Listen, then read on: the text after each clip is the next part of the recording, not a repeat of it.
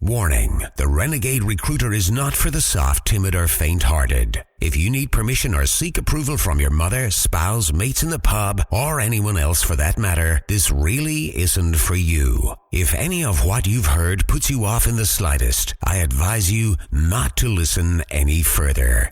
You've been warned. Prepare yourself for the no bullshit, zero fluff. Quick, dirty, and uncensored secrets for any serious recruitment, staffing, and search business owner who wants to earn more money with less work and fewer headaches, without having to kiss ass or bend over backwards to please anyone. He's a relentless and fearless renegade who will stop at nothing to reveal the harsh, unforgiving, and brutal truth about what it really takes to succeed in this business. He's a guy people love to hate and hate to love. It's your host, Terry Edwards. The Renegade Recruiter is unleashed.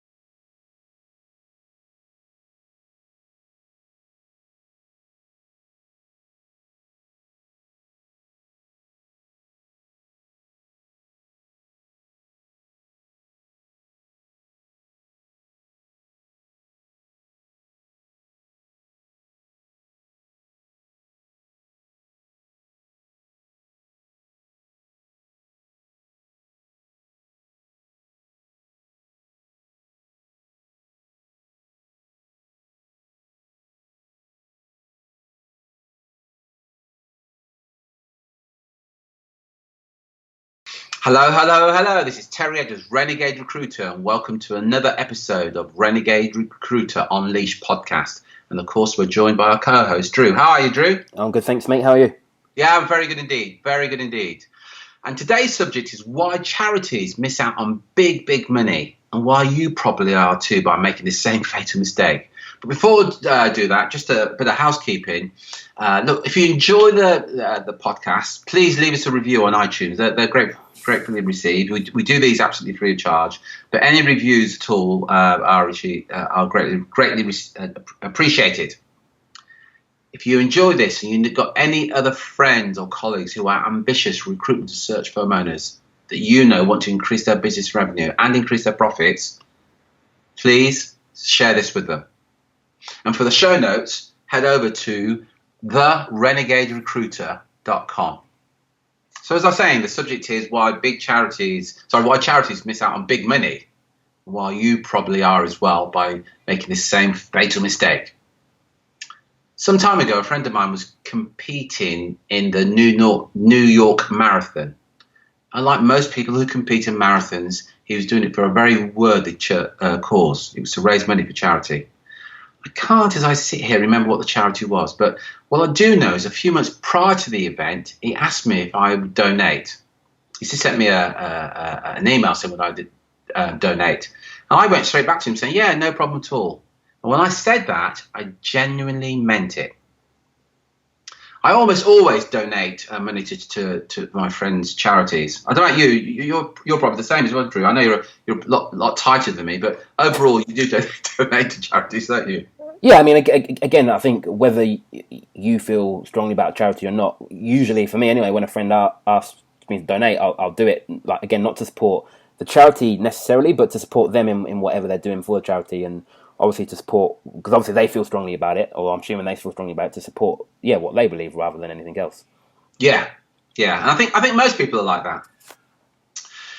Anyway, a few weeks went by, and I still hadn't donated any money. Not because I didn't want to. I had every intention of doing it. I just forgot. Quite frankly, it wasn't on the top of my mind. Now, as I say that to you, I can almost guarantee that you've done things very similar, where you go, yeah, I'll do that later. And then you just kind of just forget, because it's just not top of mind. So what he did is, he asked me again. He said, Terry, don't forget your promise to donate. And I went, yeah, Jerry, no problems, I'll do it. And I said yes. But again, another couple of weeks went by, and I still hadn't donated. And like I said, like Drew said earlier, I had every intention of doing it. But it simply, life just got in the way. And this cycle repeated itself for several months. He'd ask me to donate, and I'd say yes, and then later I'd forget. And he became a bit of a standing joke. I remember meeting up with him and a group of other people, and there was a few of us at the table, and there were a few of us that hadn't got round to making the donation, despite the fact that he'd asked us several times. And the sad thing is, eventually, he stopped asking. I don't know why. Perhaps as the race got closer, he may have forgot. Perhaps he'd given up on me. Perhaps, he was just, with everything with the race and everything, he just didn't get around to it. Maybe, just maybe, he hit his target. So that's maybe why he stopped asking. Perhaps he thought I didn't really mean it when I said yes. But the truth is, I did. Let me just check in with you, Drew. Did this sound familiar to you? Yeah, well, I've had the story before, so yeah. I really did want to. It never, ever was top of my list of priorities. And that's why, you see, when you have to donate online, all it is it's just what's called a Just Giving page. And all I had to do was to remember that when I was away from my desk, all I had to do was just do it.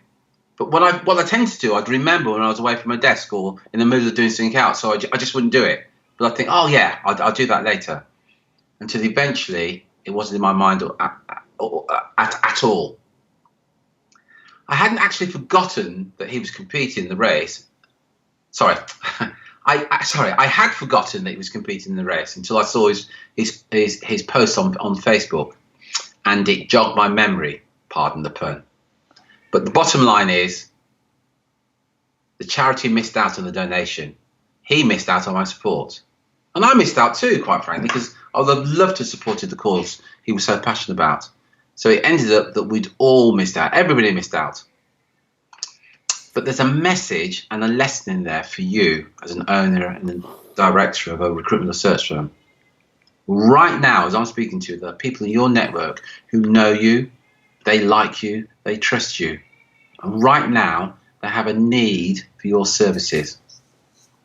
But they're not buying from you, not right now. Not because they don't want to, simply because you're not top of their mind. We've said this many times, marketing is not a rocket science. Half the battle is being the person or the business the prospect thinks of first when they're positioned to buy. I've said this many times, your prospects will buy from you when they're ready to buy, not when you're ready to sell. Anything to add to that, Drew? Yeah, again, it just really illustrates the point of just how important follow-up is. Again, it's a great story with the charity, and again, I know probably a lot of people have been in a similar situation where someone's asked them to do something, a favour. It could be a charity donation, it could be literally just a favour. Could you ask so and so to give me a call? And you just forget. Not because you don't want to do it, not because you don't want to help them out, but because it's not, like, life gets in the way. It's just not your priority, and eventually they stop asking. So it just completely slips your mind. And again, the important lesson here is that a lot of your potential clients, or even past clients, are doing the exact same thing. So when we met with the elite group a few weeks back, and we got talking about LinkedIn paid advertising. And one person in the group had, like a few months back, had tested doing a LinkedIn pay-per-click campaign. I can't remember the exact numbers. I think they'd got 100 leads from doing this campaign. And someone in the room asked, did you profit from those leads? And he said, I probably didn't follow up with them as well as I should. But then it turned out when he looked closely, he'd already made £25,000 off that, even though he hadn't followed up properly. So imagine how much he could have made if he had followed up properly. But this isn't this is just like a similar pattern that we see recruitment and search firm owners make. They generate the leads, but then they neglect the follow-up. They don't follow up as frequently as they should, as aggressively as they should, and so they miss out on the lead. Or if it's someone who's already bought from you, like a past client, you miss out on the repeat business too. You're listening to the Renegade Recruiter Unleashed podcast.